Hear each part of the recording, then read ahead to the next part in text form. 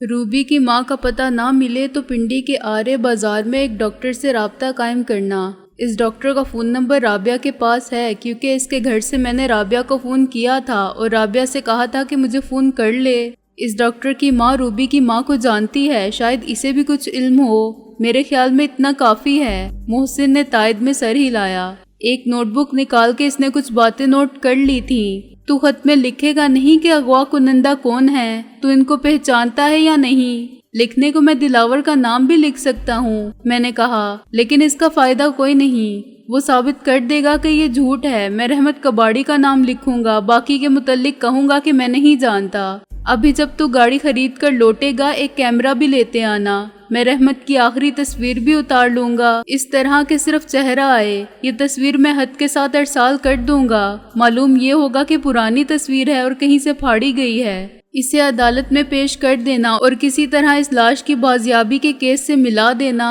لاش ملنے کا مقدمہ لاہور میں درج ہوگا کہیں نہ کہیں۔ تو یہ سب رابعہ کو بتائے گا اور منظر کو، تو باقی کام وہ خود کر لیں گے۔ اب تو جا اور جتنی جلدی ہو سکے لوٹ آ۔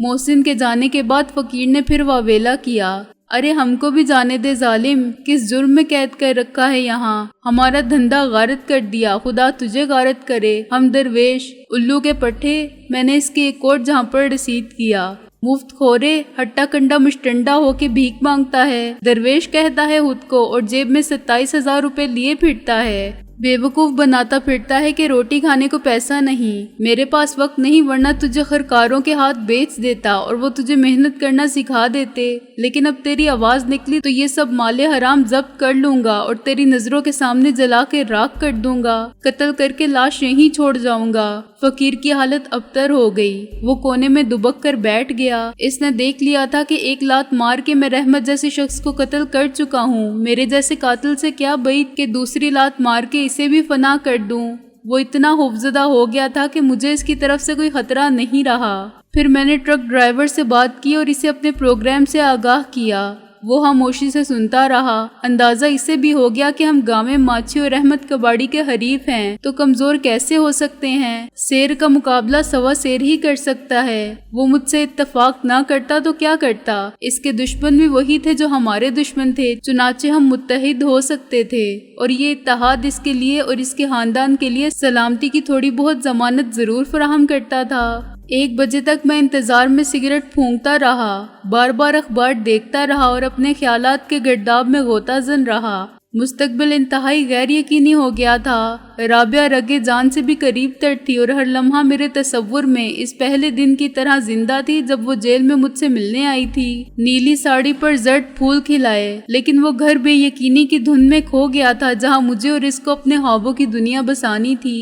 محسن ٹھیک 1 بجے نمودار ہوا۔ یہ لے گاڑی کی چابیاں۔ اس نے چابی میری طرف اچھالی۔ کاغذات گلوز کمپارٹمنٹ میں ہیں، کپڑوں کا سوٹ کیس ڈکی میں، ایک ڈاکٹر کی اوپل ریکارڈ ہے، ریڈ کراس کا نشان تک بنا ہوا ہے ونڈ سکرین پر۔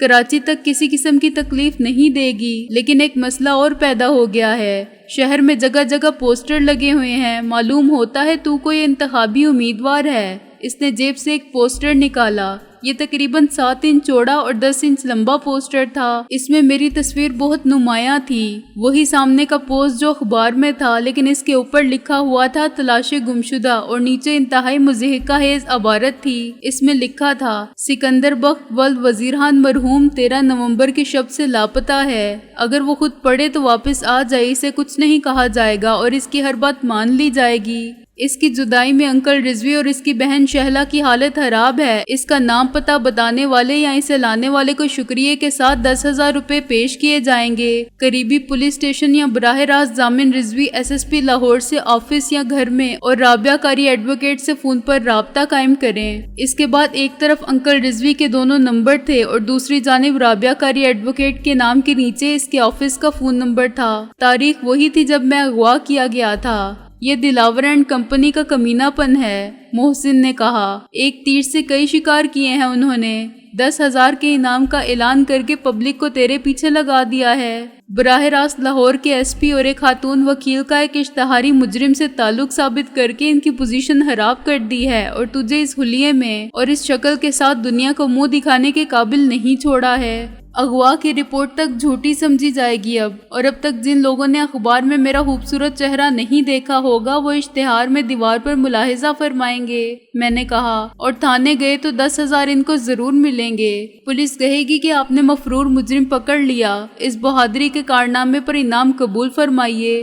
انکل رضوی اور رابعہ کیا کریں گے؟ محسن نے افسوس سے سر ہلایا۔ کس کے خلاف کارروائی کریں گے؟ کس کو بتائیں گے کہ یہ اشتہار انہوں نے نہیں لگوایا؟ وہ زیادہ سے زیادہ ایک پریس کانفرنس میں تردید کر سکتے ہیں، مگر اس تردید کو کتنے لوگ دیکھیں گے؟ اور اشتہار سارے ملک کے اخباروں میں چھپا ہوگا تو یہ پوسٹر بھی ہر جگہ لگائے گئے ہوں گے۔ میں نے کہا، بڑے بڑے شہروں میں بس اسٹاپ اور ریلوے اسٹیشن، ایئرپورٹ اور بازار، وہ 1 لاکھ کیا 10 لاکھ پوسٹر چھپوا سکتے ہیں۔ شہر کیا ہر قصبے اور گاؤں تک پھیلا سکتے ہیں، یہاں تک کہ سارا ملک مجھے پہچاننے لگے۔ اس لیے اب تیرا اس چہرے کے ساتھ باہر نکلنا مزید دشوار ہو گیا ہے۔ محسن نے کہا، تو 10,000 کا چلتا پھرتا چیک ہے جسے سب حاصل کرنا چاہتے ہیں، پولیس والے بھی اور پبلک بھی۔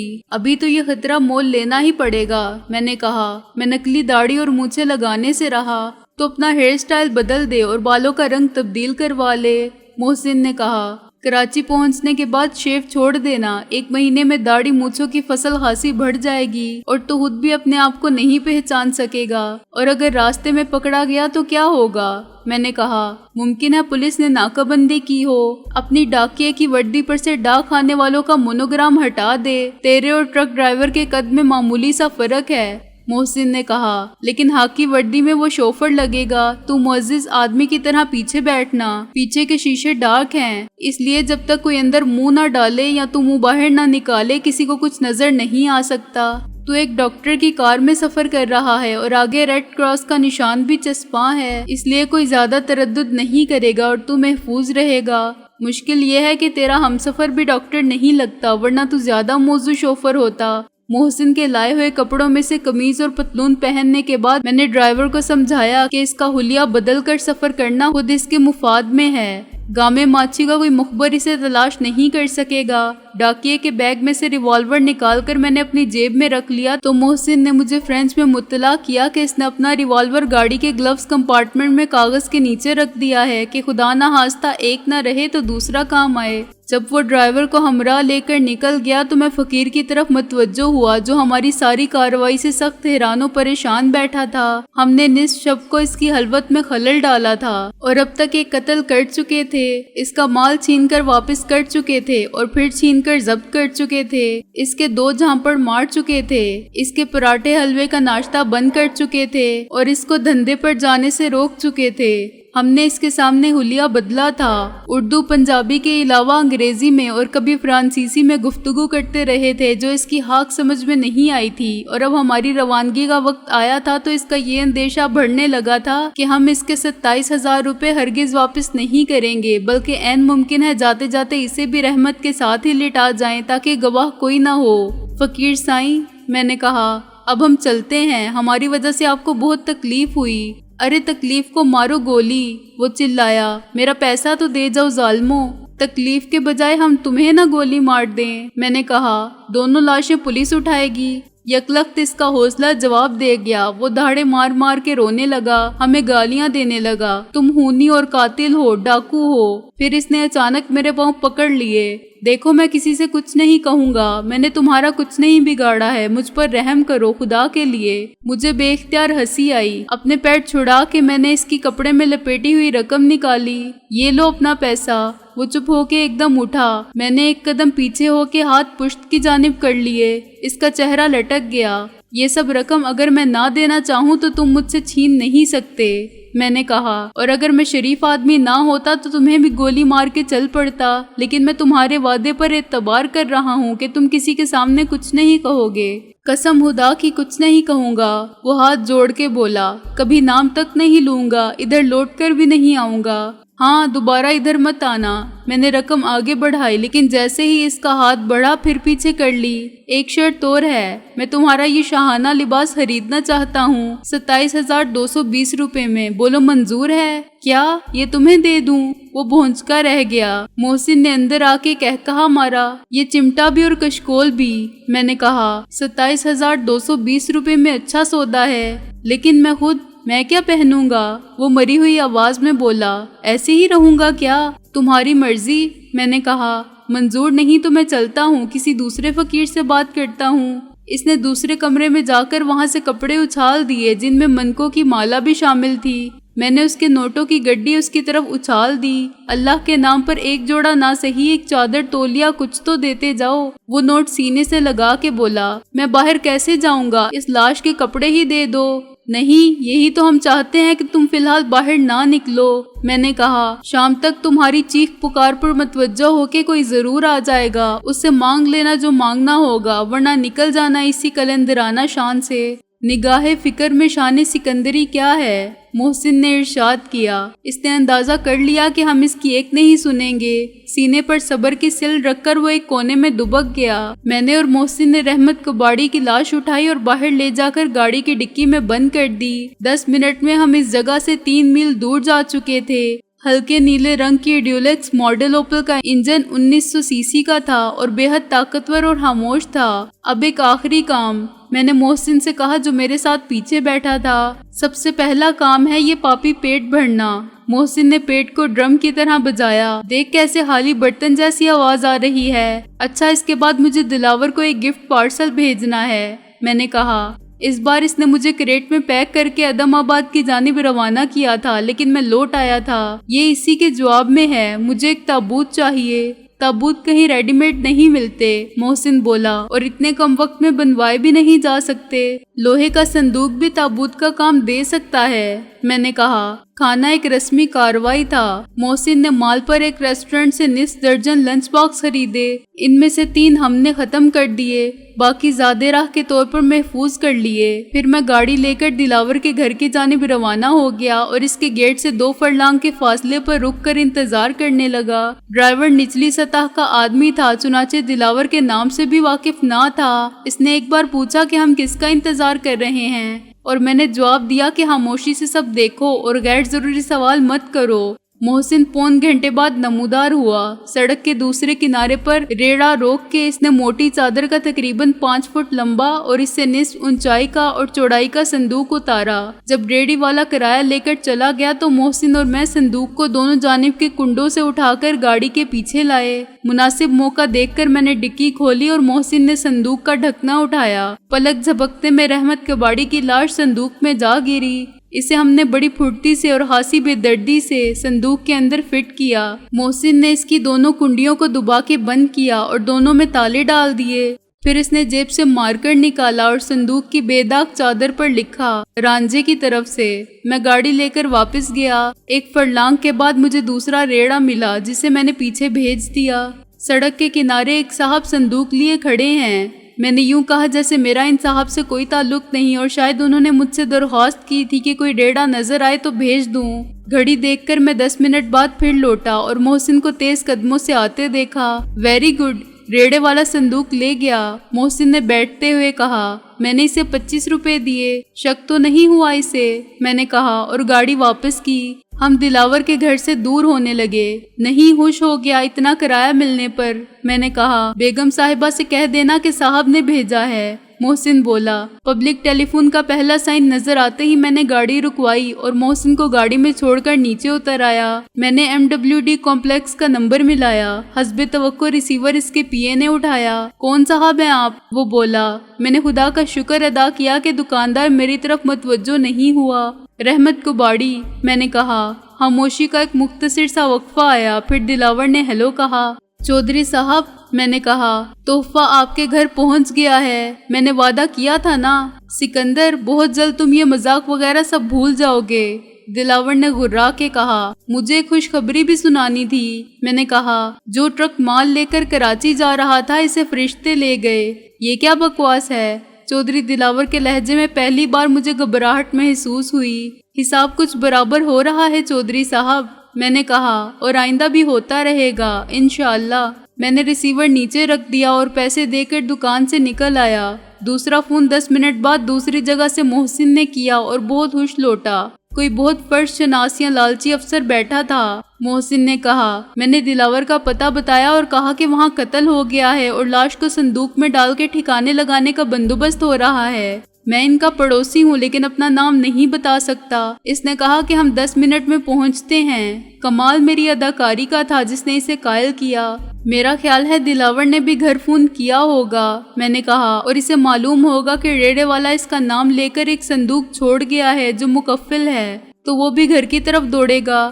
اپنا ایک یار اخبار کے دفتر میں سب ایڈیٹر ہے، ابھی آیا ہی تھا۔ میں نے کہا کسی رپورٹر کو اس پتے پر بھیج دو، قتل کی بہت سنسنی خیز خبر ہے۔ محسن بولا، خدا نے چاہا تو سب کا اجتماع ایک ساتھ ہوگا۔ دلاور پہلے پہنچا تو سب سے پہلے صندوق کو اندر چھپائے گا یا تالا توڑ کر دیکھے گا۔ پولیس پہلے پہنچی تو پھنس جائے گا اور صندوق کو کھولنے پر مجبور ہوگا، لیکن وہ کائیاں آدمی ہے، کوشش کرے گا کہ پولیس کو کچھ دلا کے رخصت کرے اور لاش ٹھکانے لگا دے، لیکن پولیس کے ساتھ ہی اخبار والے پہنچ جائیں گے تو کچھ نہیں ہو سکے گا، وہ رپورٹر کو بھی خرید لے گا۔ میں نے کہا، اس وقت پیسہ اہم نہیں رہے گا دلاور کے لیے، مشکل ہے، اخبار والوں کو خبر زیادہ عزیز ہوتی ہے۔ محسن نے کہا، ہاں یہ ہو سکتا ہے کہ بعد میں کھپلا ہو جائے اور پوسٹ مارٹم رپورٹ سے موت طبعی ثابت کر دی جائے، مگر میرا وہ سب ایڈیٹر یار سب کا ملبہ کر دے گا۔ اپنے اخبار والے دوست سے کہنا دوسرے رپورٹروں کو بھی پیچھے لگا دے۔ میں نے کہا، ڈاکٹر عموماً تو صحیح رپورٹ دیتے ہیں، لیکن بدنامی کا ڈر بھی ہو تو غلط رپورٹ دینا ناممکن ہو جاتا ہے، دوبارہ پوسٹ مارٹم کا چکر چل جاتا ہے اور میڈیکل بورڈ بن جاتا ہے۔ یہ قتل تو دلاور کے نام لکھا گیا سمجھو۔ یہ دلاور کون ہے جی؟ ڈرائیور سے بالآخر ضبط نہ ہو سکا، اس کے پہلے بہت سے نام تھے، ابلیس، شیطان وغیرہ۔ میں نے کہا، اب نام بدل لیا ہے اس نے، کام وہی کرتا ہے، اس سے زیادہ جاننا تمہارے حق میں نقصان دہ ثابت ہو سکتا ہے۔ وہ پھر خاموش ہو گیا۔ ایک جگہ میں نے کار رکوائی۔ اب جدائی کی گھڑی آئی ہے دوست، میں نے کہا، یہاں سے تو جا اپنے گھر، میں جاتا ہوں جدھر تقدیر لے جائے، مگر فکر کی بات کوئی نہیں۔ ہر اتوار کی شام کو 6 بجے اور 7 بجے کے درمیان عبدالودود منظر کے گھر موجود رہنا، میں ٹیلی فون پر بات کروں گا۔ آج رات ملتان میں گزرے گی، کل سکھر سے بھی فون کروں گا، اور یہاں سے مجھے بات کرنی ہو یا خط لکھنا ہو تو۔ وہ بولا، کراچی کا پتہ کیا ہوگا؟ ظاہر ہے اس وقت میں کچھ نہیں بتا سکتا۔ میں نے کہا، وہاں جاتے ہی کوئی بندوبست کروں گا، اتوار کو بتا دوں گا۔ رابعہ سے مل کر نہیں جائے گا؟ محسن نے افسردگی سے کہا، دل تو چاہتا ہے یار۔ میں نے درد دل کو دبا کے کہا، لیکن دل کی بات مانی تو دماغ کے ارادے کمزور پڑ جائیں گے، وہ میرے سامنے آئے گی تو میں کچھ نہ کر سکوں گا، اس کی مان لوں گا، مجھے ایسے ہی جانے دے، خیال رکھنا اس کا، تو بھی اپنا خیال رکھنا۔ وہ اچانک اتنا جذباتی ہو گیا کہ مجھے مجبوراً ہنسنا پڑا۔ ایسے ودا مت کر مجھے جیسے کوئی سہاگن اپنے اکلوتے شوہر کو لام پر بھیج رہی ہو۔ میں نے اس کے ایک ہاتھ رسید کیا اور گاڑی میں بیٹھ گیا۔ میرے آنسو اس وقت نکلے جب بہت آگے جا کر میں نے پیچھے دیکھا اور محسن مجھے وہیں کھڑا دکھائی دیا۔ اس نے ایک ہاتھ ہلایا، شاید رومال سے آنسو صاف کیے۔ حسب توقع پولیس نے لاہور سے باہر جانے والی سڑکوں کی ناکہ بندی کر رکھی تھی، اور یہ رسمی کارروائی والی ناکہ بندی نہیں تھی۔ شاید ان پر ایک طرف سے ایس پی ضامن رضوی کا دباؤ تھا تو دوسری طرف دلاور نے اپنے شکاری کتوں کو چوکنا کر دیا تھا کہ شکار نکلنے نہ پائے۔ میں جانتا تھا کہ پہلی چیک پوسٹ چنگی ناکے پر ہوگی، اگر میں وہاں سے نکل گیا تو آگے بہت شہر آئیں گے جو ایس پی ضامن رضوی اور چودھری دلاور کے حلقہ اثر سے دور ہوں گے۔ ان کی ساری کوشش یہی ہوگی کہ مجھے لاہور میں رکھا جائے جہاں ان کا زور چلتا ہے۔ اگر میں اس پہلی رکاوٹ کو عبور کر گیا تو کراچی تک پہنچتے پہنچتے رکاوٹوں کا وجود ختم ہو جائے گا۔ چنگی ناکے تک پہنچنے سے پہلے میں نے ایک جوا کھیلنے کا فیصلہ کیا۔ تمہارا نام کیا ہے؟ میں نے ٹرک ڈرائیور سے کہا۔ نام بتانے میں تو کوئی خطرہ نہیں۔ اب اس سے کیا خطرہ، میں تو آپ کے ساتھ ہوں۔ وہ بولا، آپ کے ہی سہارے پر زندہ رہنے کی کوشش کر رہا ہوں، ورنہ کوئی صورت نہیں تھی میرے بچنے کی۔ میرا نام الطاف ہے، تافو کہتے ہیں سب۔ بات یہ ہے تافو کہ قسمت نے ہمیں ایک دوسرے کا ہمسفر بنا دیا ہے۔ ہم ایک ہی کشتی کے مسافر ہیں اور اسی طرح پار اتر سکتے ہیں کہ ایک دوسرے پر بھروسہ کریں۔ ہم دونوں کا دشمن ایک ہے اور بہت طاقتور ہے۔ اگر ہم نے مل کر اس کا مقابلہ نہ کیا تو وہ ہمارا بیڑا غرق کر دے گا۔ تمہاری طرح مجھے بھی اپنی زندگی عزیز ہے اور ہم ایک دوسرے کی مدد کے محتاج ہیں۔ نہ تم اکیلے کچھ کر سکتے ہو اور نہ اکیلا میں۔ اب دیکھو یہاں سے چند میل کے فاصلے پر چنگی ناکہ ہے، ہو سکتا ہے وہاں پولیس مجھے پہچان لے۔ میں مجرم تو نہیں ہوں مگر بنا دیا گیا ہوں۔ تم گاڑی کچھ دیر کے لیے یہاں روکو، یوں جیسے اس میں کوئی خرابی ہو گئی ہے، اور میرا انتظار کرو۔ اس نے گاڑی روک لی۔ میں نے ڈکی میں سے وہ بیگ نکالا جس میں ایک فقیر کی پوری کٹ موجود تھی، کبا اور کشکول، منکے اور چمٹا۔ یہ سب کچھ لے کر میں کھیتوں میں گھس گیا۔ 15 منٹ بعد میں واپس آیا تو میں نے تافو کو بونٹ اٹھائے اس میں سر ڈالے مصروف دیکھا۔ حق اللہ، میں نے نعرہ لگایا اور اس نے سر نکال کے ایک بار مجھے دیکھا۔ اس کی آنکھیں کھلی رہ گئیں۔ میں نے وہ لباس فاخرہ پہننے کے بعد منہ پر مٹی مل لی تھی اور بال بکھرا کے ان میں تنکے اور خسو خاشاک ڈال لیے تھے۔ شیو میں نے 2 دن سے نہیں کی تھی، چنانچہ گلے میں رنگین منکوں کی مالائیں ڈالے، کشکول اور چمٹا لیے اور ننگے پاؤں میں بالکل فقیر لگتا تھا۔ میں نے جوتے کپڑے گاڑی میں اچھال دیے۔ اب لائٹ جلائے بغیر چلو، تم تو اس راستے سے واقف ہو، میں نے پیچھے بیٹھ کر کہا۔ چنگی ناکا جب 1 میل دور رہ جائے تو مجھے اتار دینا اور لائٹ جلا کے گزر جانا۔ وہ تم سے کچھ نہیں پوچھیں گے تو کہہ دینا کہ ڈاکٹر امجد صاحب کی فیملی کو لینے ملتان جا رہا ہوں، میں پیدل آؤں گا۔ چنگی ناکے سے 1 میل آگے میرا انتظار کرنا۔ ڈرائیور نے سر ہلایا۔ یہ وردی نہ ہوتی تو میرے لیے بھی خطرہ ہوتا، مگر اب کون پہچانے گا مجھے؟ وہ چلنے ہی والا تھا کہ میں نے اسے پھر روک لیا۔ دیکھو، اول تو مجھے خطرے کی کوئی بات نظر نہیں آتی، لیکن خدا نہ خواستہ کوئی گڑبڑ ہو جائے، مثلاً میں پکڑا جاؤں تو تم 1 گھنٹہ انتظار کرنا اور ملتان چلے جانا۔ صبح وہاں سے واپس لاہور جانا اور میرا نام لیے بغیر ایک وکیل سے ملنا۔ ان کا نام ہے منظر صاحب، یاد رہے گا نا یہ نام؟ یاد رہے گا جی، منظر صاحب، وہ بولا۔ لیکن میں پکڑا گیا تو آپ انہیں نہیں جانتے؟ میں سب کو جانتا ہوں تافو، میں نے کہا۔ اگر تم کو کسی نے چنگی پر روکا تو میں چھڑوا لوں گا، یہ میری ذمہ داری ہے۔ میں اس سے کہنا چاہتا تھا کہ گلوز کمپارٹمنٹ میں ایک ریوالور بھی ہے، لیکن ابھی اس پر ضرورت سے زیادہ اعتماد کا مظاہرہ دانشمندی کے خلاف ہوتا، اس لیے میں نے نقد رقم اور رابعہ کا دیا ہوا چیک اپنے پاس رکھا تھا۔ جب گاڑی میری نظر سے اوجھل ہو گئی تو میں نے آگے پیچھے دیکھا اور جھوم جھوم کر چمٹا بجاتے ہوئے گانے لگا، رکھ مولا تیاس بندہ۔ یہ ٹیپ کا بند تھا جسے میں بلے شاہ کی ایک کافی کے بیچ بار بار لے آتا تھا اور پھر ایک نعرہ لگاتا تھا، مولا اے مولا، باقی سب رولا اے رولا۔ میں سڑک کے وسط میں بھی نہیں تھا اور بالکل کنارے پر بھی نہیں تھا، چنانچہ دونوں طرف کی ٹریفک سے محتاط تھا۔ آتی جاتی بسوں اور کاروں کے مسافر مجھ پر دلچسپی کی ایک نگاہ ڈالتے تھے اور گزر جاتے تھے۔ کسی ملنگ کی ذات میں دلچسپی بڑھ جائے تو عقیدت کے جذبات میں ڈھل جاتی ہے، لیکن حیرانی کسی کو نہیں ہوتی۔